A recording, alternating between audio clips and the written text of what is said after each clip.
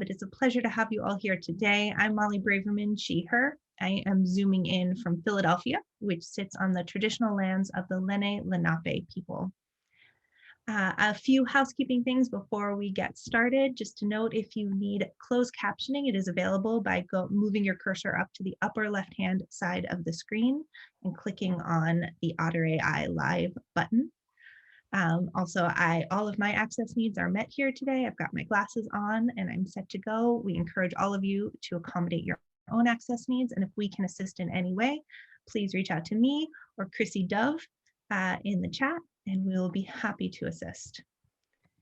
And with that, is my absolute pleasure to turn it over today to the Waterfront Alliance. We are so privileged to have Courtney Warrell, who is the president and CEO of the Waterfront Alliance, and Maggie Flanagan, who is the Director of Education and Outreach with us today. And we are so excited to learn from your experience in activism, and I know it will energize all of us.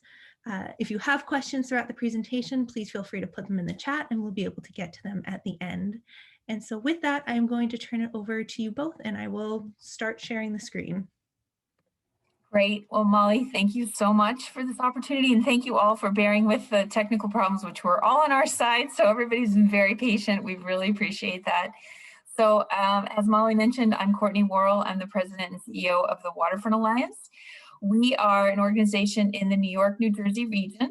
And today we're going to talk about activism and a little bit about the history of the natural world and protecting the earth, and especially in relation to the United States.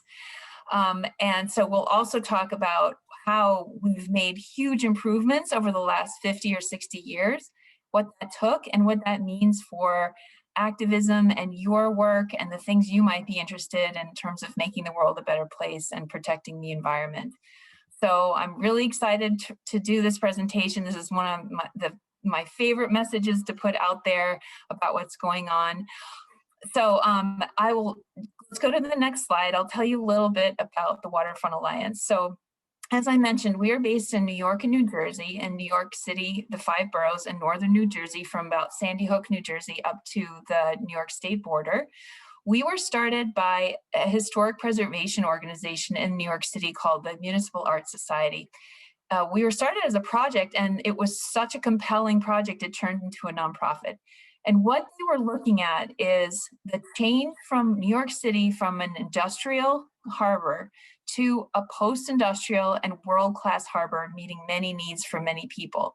And if there wasn't an independent voice working for how that evolution of New York City and northern New Jersey would happen from industrial to post-industrial, we'd end up with either all luxury high-rise condominiums, or we'd end up with all port activities, or who knows what. So our mission is very broad.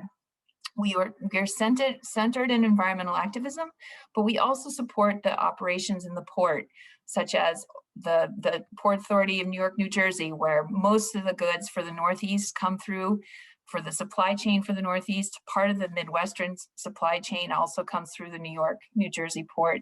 So we support all of that. And then we also work with the ferry service in the harbor. We work with children on environmental education. We work to make sure that the natural world on the edge where the water meets the land is as healthy as it can be.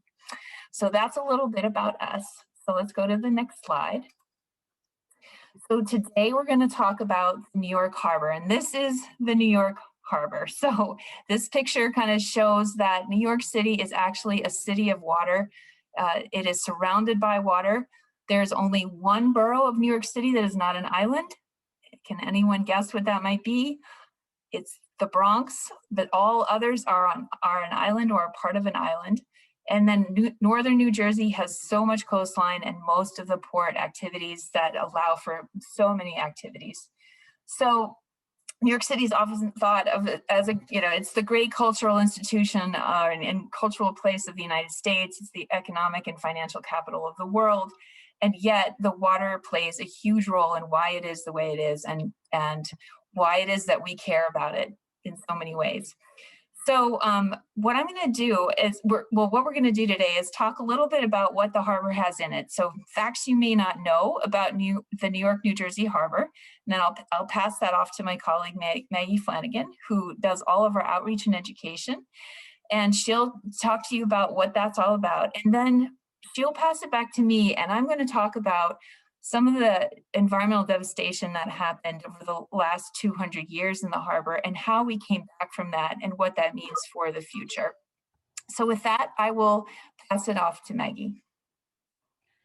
Thank you, Courtney. Hello, everyone. I'm Maggie Flanagan, Director of Education and Outreach at Waterfront Alliance, and really excited to be joining you all in the conversation today. To get us started, what words do you all think of when you look at the water here? How would you describe the water in New York Harbor, in our urban areas?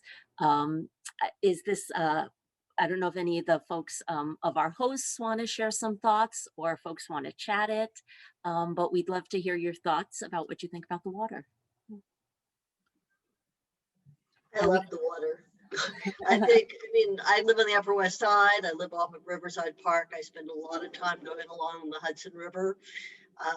I bike down to the harbor, and so the water to me is extremely important, and it's one of our best resources. I think of living on an island is that water around us. It's great to hear your appreciation. Sometimes when I work with students, immediately you hear like, ew, it's dirty. And of course, our education programs and us here today are really going to tease out exactly what that means and what we can do about it. Shall we move on to the next slide? Did someone else want to comment? Or shall we move on to the next slide? Yep, Charlie, go, jump on in. So I grew up on the Upper West Side, and I remember in somewhere around 1964, 1965, yes, I'm old, standing by the Hudson River in Riverside Park then, and there was a big sewage pipe that was spitting out raw sewage into the Hudson River right there. So I stood there watching and smelling the raw sewage spilling into the Hudson. Okay. It is remarkable as I bike up and down the West Side to see the transformation during my lifetime of the water quality and the parts of the city adjoining water. Yes, indeed, indeed. And here we see both the water and the land to get us oriented a little. As we all, as you probably know, there are two states. State on the left side is New Jersey. Jersey, yeah. Okay, of course. And on the right is New York. There's a big island in the center bottom of the screen. Does anybody recognize or name the big island that's center bottom? Staten Island. A+, exactly. That little strip of green, rectangular strip of green at the top, middle left to right is our famous landmark for orienting folks. Anybody want to take that one? Central Park. You guys are great. You're great. They're on the far, far, far right of the screen, where the little bay is meeting the very edge of our screen, is a big infrastructure on the waterfront for transportation. Is that a clue for anybody to identify? JFK. Yes, exactly, exactly. And here's a little more detailed question. There are 3 waterfront Superfund sites in this area. Anybody want to throw them out? No. No? All right. If you recognize the Brooklyn shore, there's the Gowanus Canal there. Oh, right. The border between Queens and Brooklyn at Newtown Creek. And as you look at the rivers wind their way into New Jersey, one of those is the Passaic River, which is also a Superfund. Can you explain, can you define that Superfund site? Actually, I can do that later in the presentation when I actually tie it back to sewage too, which we already heard about. So that's, yes, I'll hold that question. That's Great. great. And if we go to the next slide, you can see more clearly the water views that we have as well, with them being labeled here. And does anybody know what is the largest source of fresh water to New York Harbor? Hudson River. Exactly, which you can see identified here. And of course, here we have the Hudson River with fresh water and it's meeting the ocean. How would we characterize the ocean water then? Salt water. Exactly, as salt water. And that means our waterways right here in the New York, New Jersey harbor are also a very unique ecosystem where fresh and salt water mix. Anybody remember your grade school science vocabulary for that one? No. No, it's a estuary. Estuary. Oh, yeah, yeah. Estuary, New York, New Jersey And- harbor estuary. And if we go, are you going to talk about the other name for the Hudson River as the river that flows both ways? Or? yes, Oh, on the you guys are next so slide. good.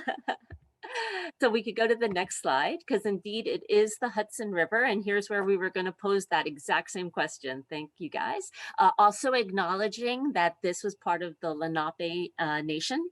That it was their words in the Algonquin language, I believe, that called this the river that flows both ways. And would you like to, Charles, help us understand why? No, sorry He was showing off. I didn't look ahead in the presentation like I usually do. I'm sorry. No, we want to have a conversation with you and draw on the knowledge of everyone here. So Yeah. please feel free. So actually, I'm right now in Cornwall, New York, and there are times where the salt water reaches 50 miles north of Manhattan. There are times where the salt water flows up the river against the flow as far as this area, Storm King Mountain past West Point, and indeed the river flows both ways. Does. And if we go to the next slide, Charles, I anticipated your description as well. These are some navigational handbooks, so you can see how the arrows show the direction of the current and the little numbers show the speed of the current in knots. And you can see that indeed the Hudson River is that long white slice in the middle, and it flows both ways on about every 6-hour flip, not exactly, but about. And on the left we have the outgoing current we call the ebb, and on the right we have the incoming current that we call the flood. And this constant mixing of fresh and salt water really helps bring up the nutrients and the riches that come from the rivers and the tributaries and mix with our ocean waters here. So it's a great part of the food web. And estuaries also provide very protected areas, as you can see with the bays and the coves. So that's where fish and animals can reproduce and provide shelter for their young. So we often call estuaries the nurseries of the sea, as you might imagine. And we have some slides next that help us get to meet some of the great wildlife that our estuaries enable. Yes, there are whales and seals that now we can count as New Yorkers among us all. And you can even meet these animals up close if we go to the next slide. Here you can see some participants in one of Waterfront Alliance's programs on the Queens Shore that have participated in seining. That long white fabric down on the ground is actually a fine mesh net. So in seining, you drag that mesh through the shoreline up onto the beach. And what do you folks might want to, sorry, what might you find in the net? What are your guesses? That's what I was trying to say. Shrimp. Anybody want? Pardon me? I didn't hear. Shrimp. Sometimes shrimp, not the kind you eat, a different species. Yep. Seaweed. Anybody? Yes. Mm-hmm. Krill Yeah. for the eggs. Yeah, I don't know about krill. Definitely lots of those kind of zooplankton, those kinds of floating shrimp-like creatures, definitely. Crab? Mm-hmm, exactly. If we go to the next slide, you guys can see I took an image of what we actually had in the net that day. So we were able to set up a temporary touch tank, and we had a tautog or blackfish, as well as a pipefish, the long thin critter there. We did not get eels in our net that day, but eels migrate through our estuary as well as many other creatures. On our next slide, you can see one of the most charismatic creatures. Oh, We do find lined seahorses in the estuary. Their seahorses, their very thin fins make it challenging for them to navigate against those strong currents. So they use their long curly tail to anchor themselves. In their normal habitat, they'd be anchoring to eelgrass around here, submerged aquatic vegetation. We don't have as much as that as we used to in New York City. So they're anchoring to old pilings and docks of piers and rocks, but perhaps even some shellfish now that we're getting in our estuary. Our next slide shows another great charismatic megafauna, as you might say, in our harbor. And this is an Atlantic sturgeon. Atlantic sturgeon were once so abundant, they were a huge commercial fishery. Now officially on the endangered species list here. Their lineage can be traced very far back in the records. They're sometimes called living fossils, and they have this odd set of bony plates instead of scales. So what you're seeing there are their scutes, their plates. It's not actually scales, so they are physiologically different than many other fish. If you ever get to see one up close, they have these amazing mouths underneath with these big fleshy lips because they're bottom feeders as well. But through conservation efforts, sturgeon are being preserved in our area and are in fact, the shape of a sturgeon is used as one of the symbols of our New York State Department of Environmental Conservation. So if you see a sturgeon, you should stay a respectful distance away because they are endangered. But our next slide shows you how folks are getting, again, to know the wildlife of our estuary, to learn and appreciate about it. This is one of Waterfront Alliance's programs where a trawl net brought up a bunch of little spider crabs. We do also get blue claw crabs like you would see in a restaurant with those big snapping claws. As well as horseshoe crabs here in our estuary. If we jump ahead to the next slide, you guys can see some of the habitat where horseshoe crabs come up on the beaches around our area, and also how that really relates to the connectivity of habitat and species and food web, because shorebirds, many species, I shouldn't say many, but there are a number of species of shorebirds that appreciate the horseshoe crabs coming up here. And does anybody know why? What might be the connection between the shorebirds and the horseshoe crabs? food. Exactly, exactly. The horseshoe crabs are well covered with their shell, but they lay their eggs at the tide line. And that's an important food for shorebirds. So we recognize sandpipers, red knots, in addition to gulls and terns and cormorants and all kinds of shorebirds we can also find as important wildlife in our estuary.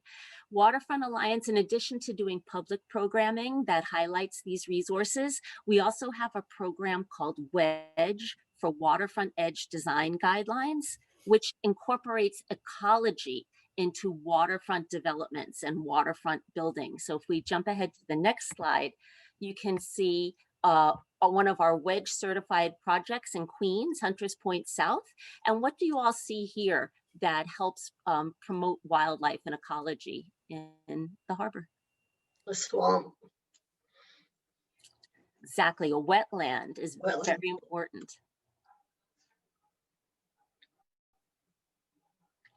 And you can see in the design, we have the wetland and we have ways for people to not disturb the wetland, but to observe it, to continue to make those connections. Another great wedge project is in our next slide. It's Starlight Park in the Bronx. And again, in addition to resilience and public input and many other great categories that Wedge improves waterfront development, it does continue to support, when possible, this kind of habitat and interaction. And as you can see in our photo here, it's not just providing great places for the wildlife, but also for people who canoe in our waterways, which kind of brings us back to a little bit more of the historical thinking about our harbor and our estuary. If we go ahead to the next slide. Maggie, can I ask a question?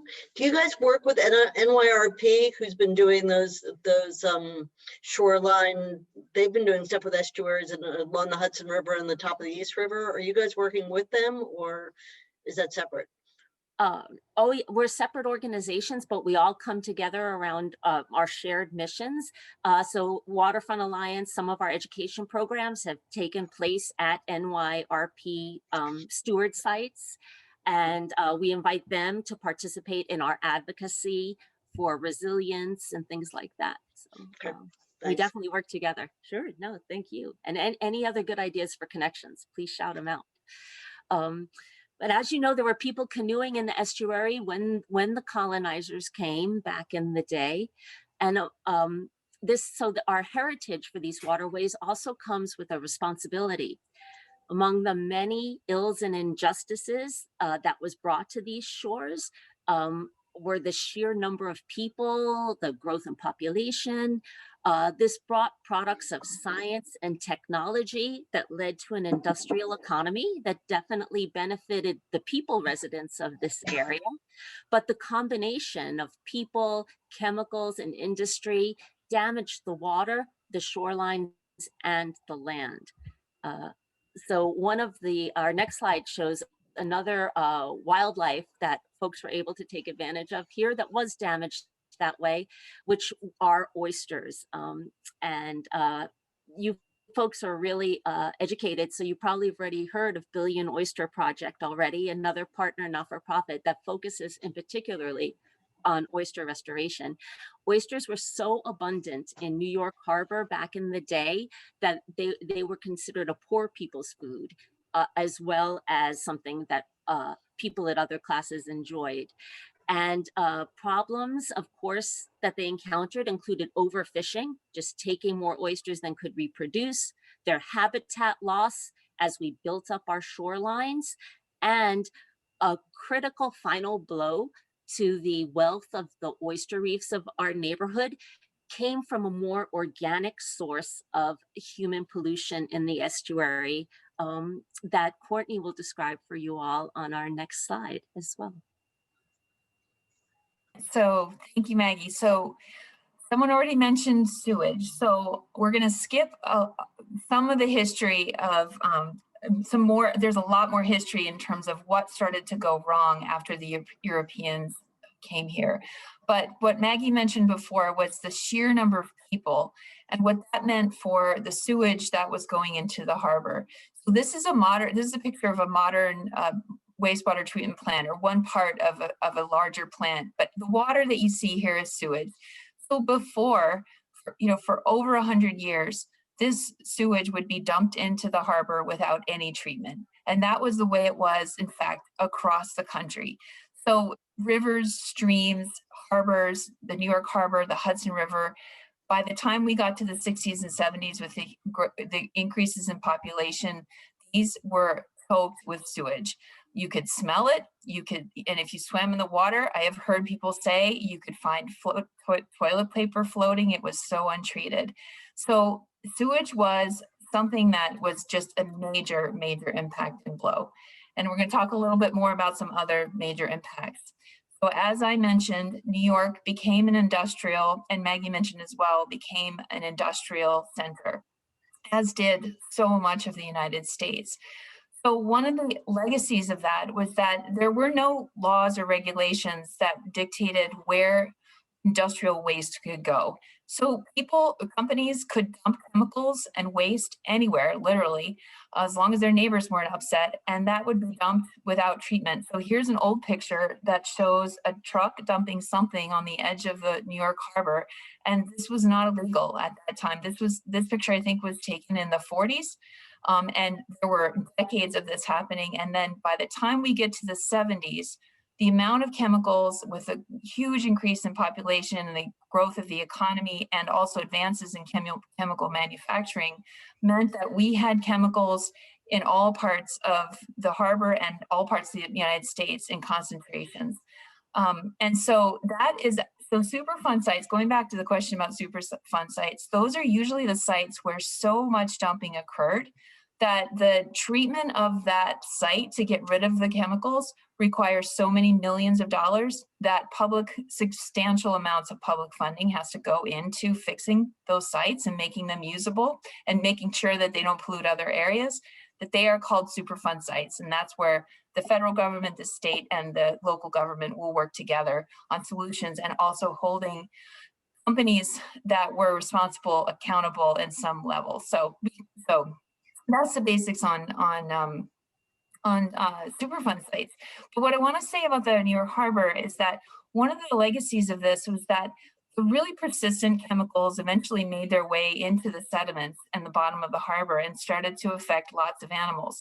So when when the sediments were analyzed in New York Harbor in the 80s and 90s, they were found to contain heavy metals, pesticides, oil, grease, and synthetic organics like PCBs.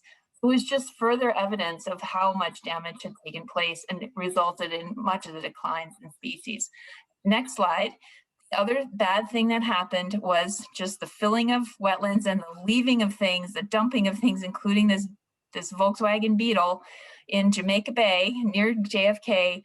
This was a common sight in New York City in the 60s and the 70s, and we polluted this place. And that's so unfortunate, but it was the case here, and it was the case in lots of other places. And that included also paving over the edges of the wetlands, which Maggie talked about as some of the most ecologically productive places in the harbor.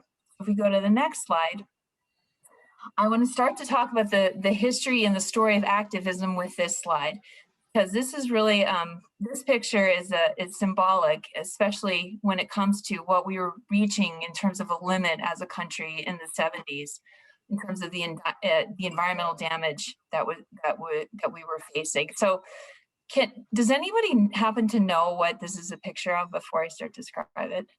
Looks like gowanus. Yeah, well, sort of. The landfill burn? No, it is not. Worse than that. This is the Cuyahoga River in Ohio. It is a huge river that goes through Cleveland, through the Cleveland area. The Cuyahoga River was the recipient of so much industrial dumping for so many years that it started to regularly catch fire starting in the 50s. You think of a river as something that is a place where we can get water to douse fires. It was so polluted that it actually caught on fire.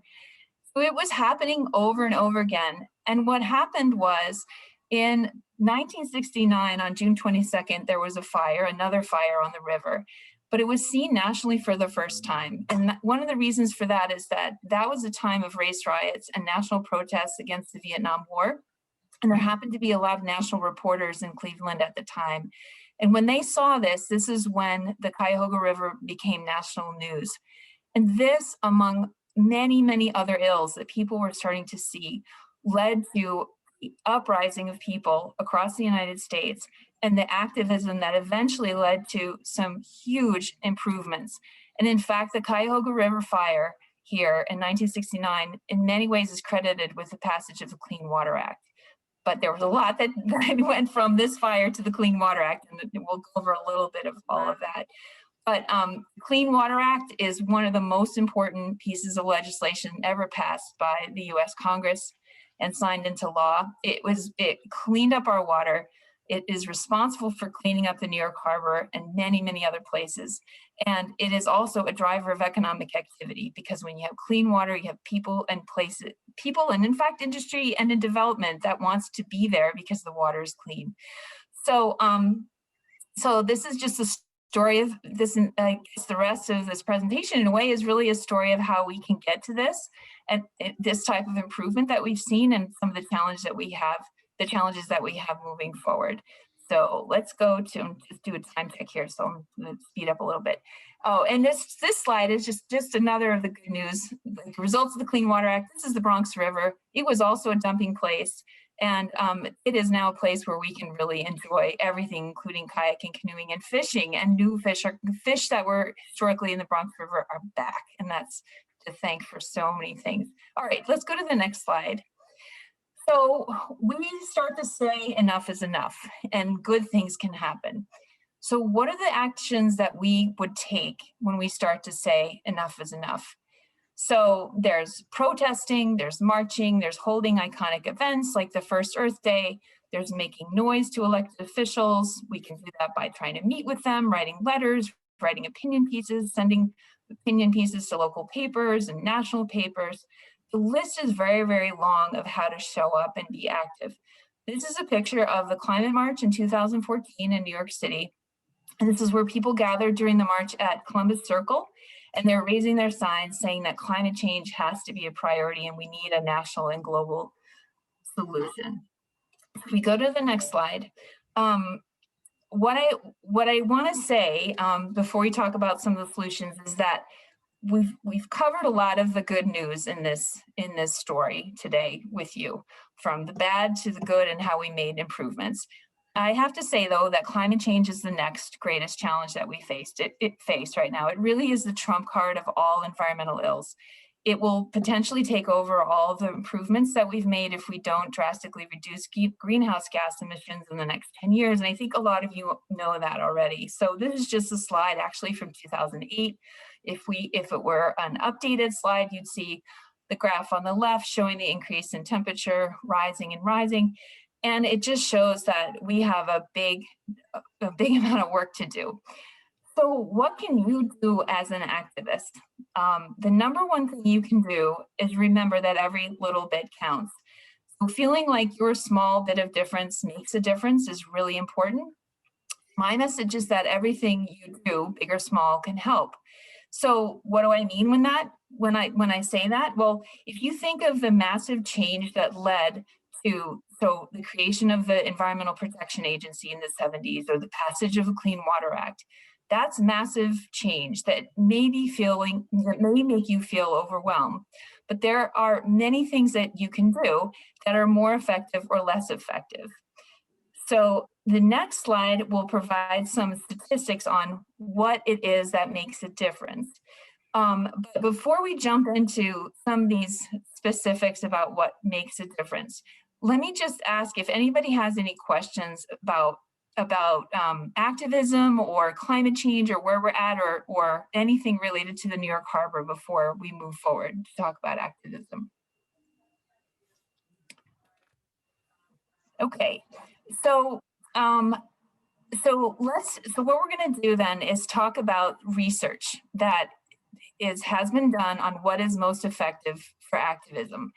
And as I said, lots and lots of things make for really effective activism.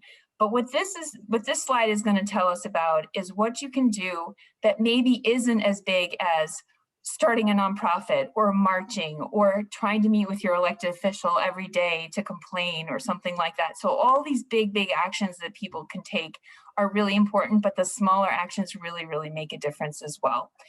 So this graph comes from a report from the Congressional Management Foundation, and it's about how to influence members of Congress. And I think this is important because a lot of information is collected on what moves members of Congress. Lobbying groups, industry, they all do this research because they want to influence Congress to move in the ways that they want Congress to move in. So we can use this data and this research to figure out what makes for really effective lobbying, essentially.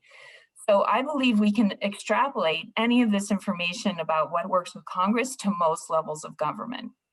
So the question that this graph shows the answers for is, if your member or senator has not already arrived at a firm decision about an issue, how do these advocacy strategies influence your member of Congress's decision? And this was asked to the congressional staff. And so you can see from this graph that the top 5 answers to what's most effective are in-person visits from constituents. So if you were to go meet with your member of Congress or your elected official, your local representative, that's going to make the biggest impression. The next would be contact from a constituent who represents other constituents. So that would be like if you say to the Waterfront Alliance, when you go to meet with that city council member, I want you to use my name as a person who would vote for that city council member and tell them that it matters a lot. Next is individual postal letters. So a letter that you write individually that's handwritten has a lot of influence. And the next is actually email messages. So I'm going to talk a little bit more about email messages because in fact they are effective. And then next would be phone calls as being very effective. So does anybody have any questions about this graph before I keep moving forward? I had one that I just Sure. put in the chat, which is that I feel like I get constant emails from various organizations asking me to talk to my representative, but my representatives are on board. So I feel like, you know, how many times can I write to Jerry Nadler and how many times can I write to Schumer and Gillibrand when they're already on the right side of the issues? I'm not sure how we influence the ones who are not on the right side. And especially if we're not their constituent, how much influence do we have? Right. That's a great question. So the answer to that question is that it still makes a difference.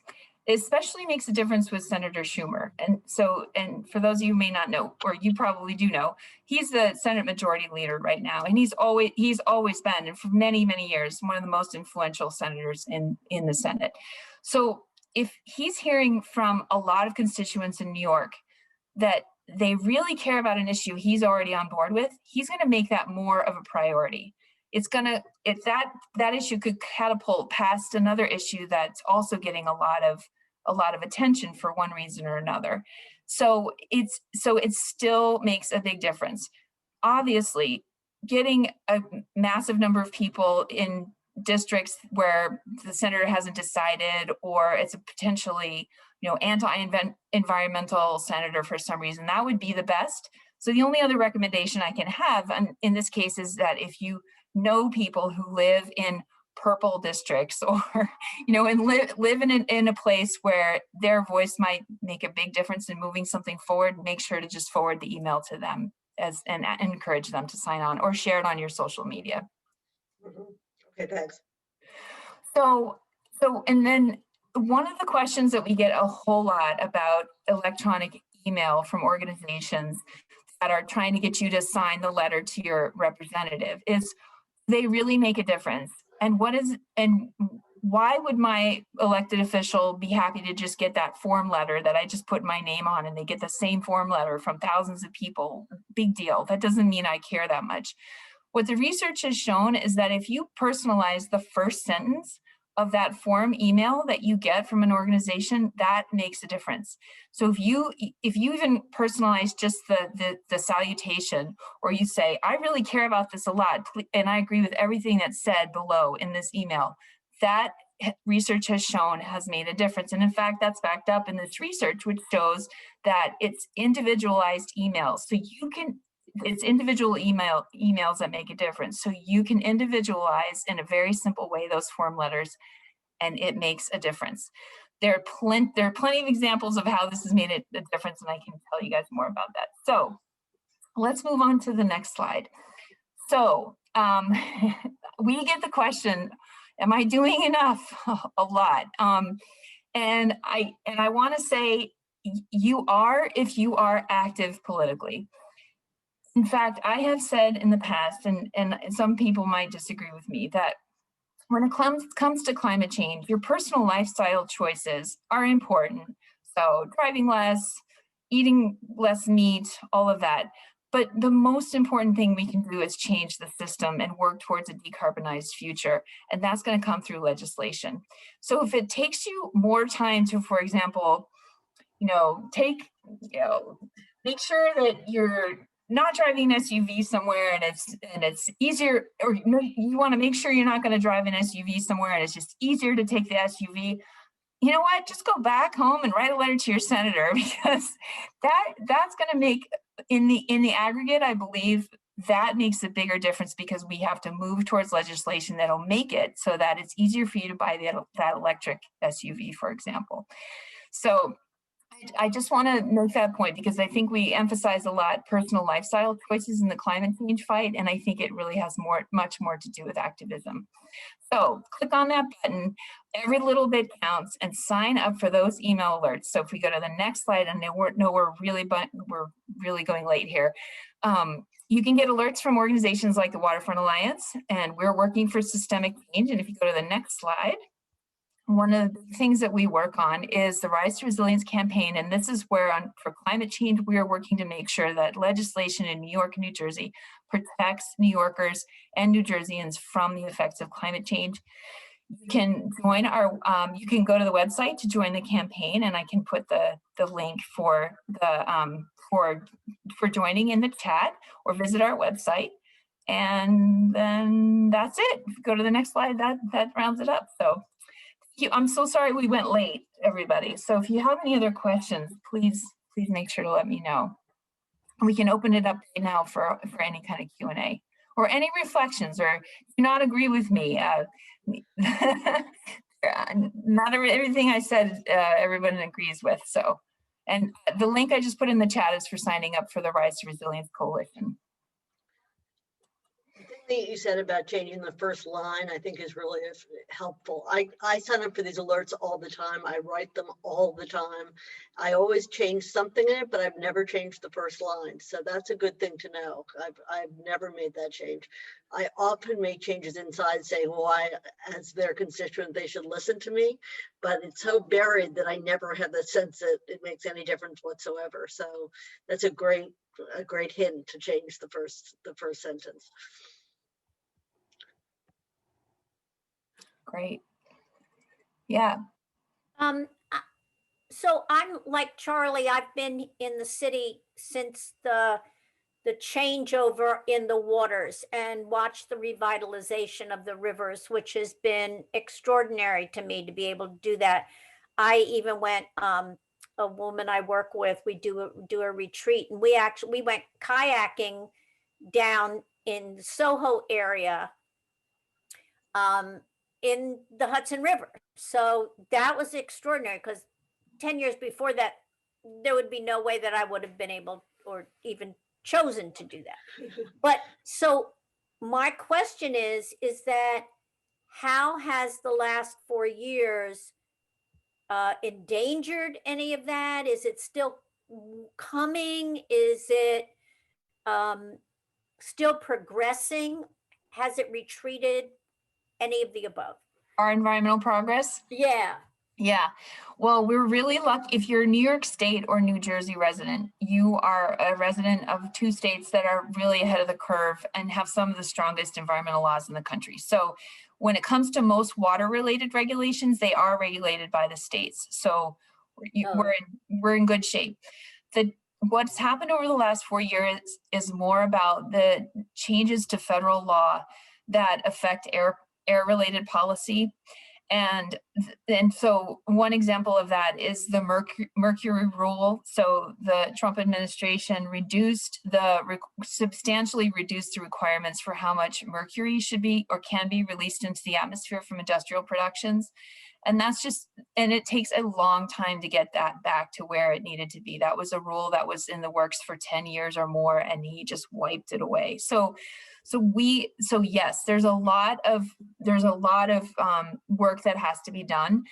And I would just say, related to, there is more to say about water, but I think we're going to be okay in terms of reversing a few things that happened with water that don't really affect New York and New Jersey. But that I would say the main thing that we're behind on is climate change and the U.S. leaving the Paris Climate Accords. New Jersey and New York did not leave it. So some states did not leave, some corporations did not leave and or they couldn't stay or leave. They had to leave because they're United States, but they kept the commitments, which is great. So we have a lot of catching up to do, mostly in the area of air, I would say.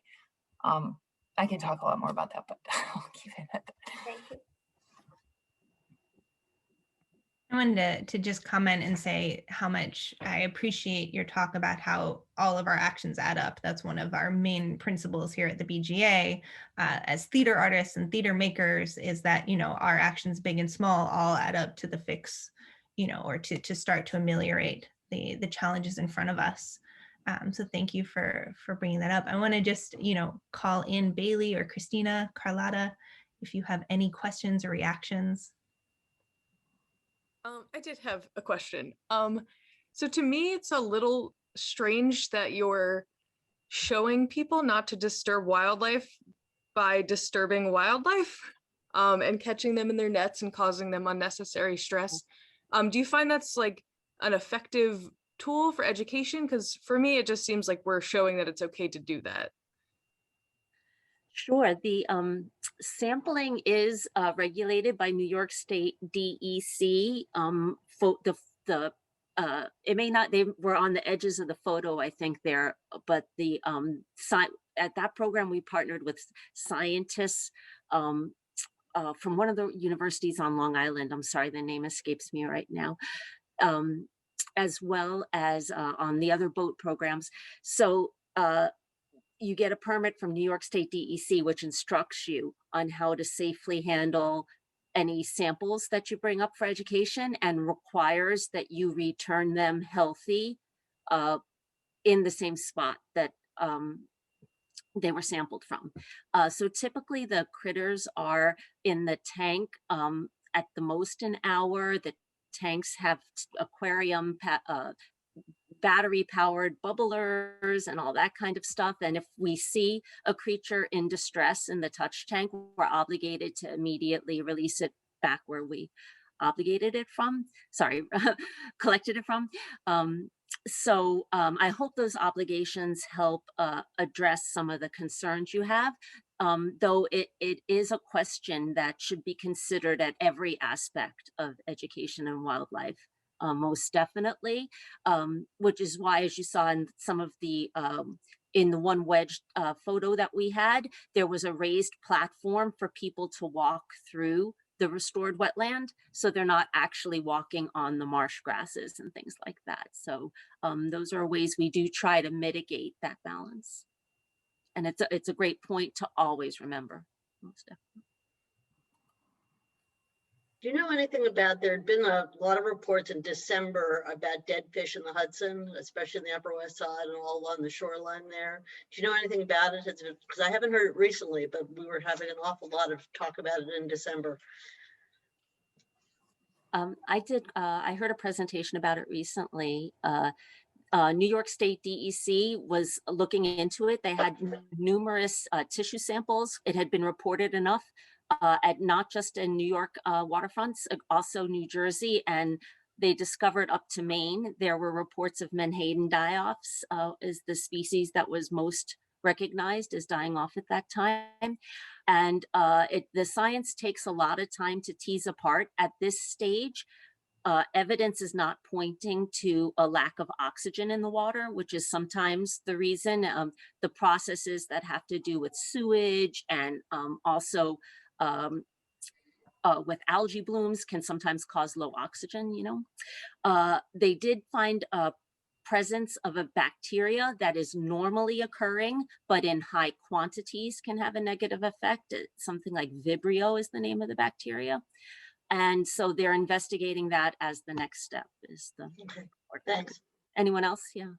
Well, I'll just add, I think also they're looking at whether or not climate change and rising ocean temperatures gave the fish the wrong signal about how long to stay north. So that was, I think in Connecticut, that was one of the things that came up. Got it. Thanks. I have one question if nobody else wants to jump in, which is I've read lots of articles about the building of a beach on the coast of Manhattan that's coming up. And I was curious what your thoughts were about, you know, sort of a manufactured beach. Go, Maggie, do you want? Well, we're responsible for one beach in Manhattan under the Manhattan Bridge. And there's another beach just like it on the other side of the Manhattan Bridge in Brooklyn. So Maggie, do you want to say something about that? Yeah. beaches are great ways to give safe access to touch the water for so many great interactions that can inspire people and elevate people to do stewardship and take action and learn and care. Um, but then, of course, as you can imagine, park authorities and anyone responsible for the property as a property owner or manager has great concerns about risk. Uh, there are the currents we mentioned earlier, but what's part of that risk is the risk of being sued, which is a human condition. We oppose upon the risk as well. So all of those factors come together to be addressed to achieve having a new beach, which is why we just get sometimes these one proposal attracts all the attention and support it does. The most recent proposal I saw for in Hudson River Park solve some of those problems by treating the beach a little bit more as a kind of a sand pit with a determined access ramp area into the water. So it won't just be folks willy-nilly able to jump into the water. There'll be access that can be structured as a permitted or controlled access. And some of those currents actually transport the sand away from the beach. So they Brooklyn Bridge Park tried to establish a number of beach areas and had to go back afterwards and kind of reevaluate the ecological engineering. But I think that's also a great story that we're beginning to realize these efforts and these jobs as an area that do need attention. How can we manage a beach in an urban port and harbor and estuary and all of that? But did you want to add, Courtney? No, I think that's great. Yeah. Thank you. I'm excited reading all about it. So awesome. We are at 2:00, which is our time. So we will wrap up here. But if people continue to have questions or thoughts, you know how to find Maggie and Courtney at the Waterfront Alliance. And you can certainly reach out to us as well. And we're happy to connect. Again, thank you. A huge thank you and round of applause to Maggie and Courtney for joining us here today, sharing your expertise, some beautiful photos. Thank you. Thanks for having us. It was really fun. So you guys asked great questions too. It's really fun to do it interactive. Like I like a small group like that. So thank you. Yeah. Absolutely. So thank you so much. We will be back with one more live session of Green Quarantine in April, on April 29th. And it will be hosted by the NRDC, specifically talking about flipping the script on climate storytelling to drive change. So we hope to see you back here then. And as always, all of our nearly 30 sessions are available on demand at broadwaygreen.com. So thank you so much, everyone, and have a great rest of your day. Thank you. Thank you. Thanks. Bye, Thank you. everybody. Bye.